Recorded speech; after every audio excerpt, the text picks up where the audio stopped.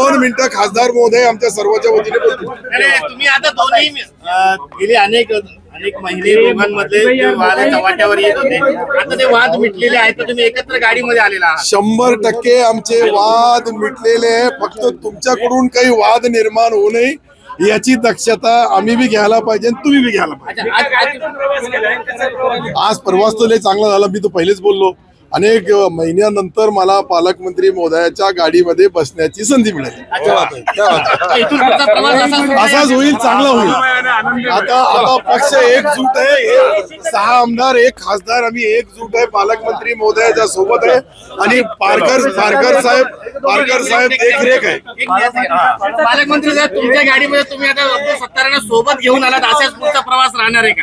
एक तुम्हाला सांगतो की आम्हाला एकनाथ शिंदे साहेबांनी आदेश दिलेला आहे, 6 आमदार 1 खासदार आम्ही सर्व मिळून एकत्रितपणे एकजुटीने या जिल्ह्यामध्ये काम करायचं, पक्ष वाढवायचा, संघटना वाढवायची आणि कोणताही वाद तुमच्यात असला नाही पाहिजे हे त्यांनी सक्त सूचना आम्हाला सर्वांना दिलेल्या आहेत. म्हणून आज तुम्हाला जे चित्र पाहायला मिळते, आम्ही सर्वजण आहोत.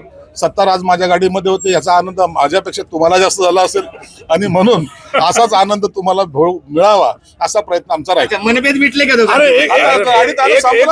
मनभेदचा प्रश्न नाही. आमचे नेते एकनाथ आहे आणि एक सोबत राहण्याचा आताच पालकमंत्री महोदयांनी बोललं, बस तोच आमच्यासाठी अंतिम निर्णय.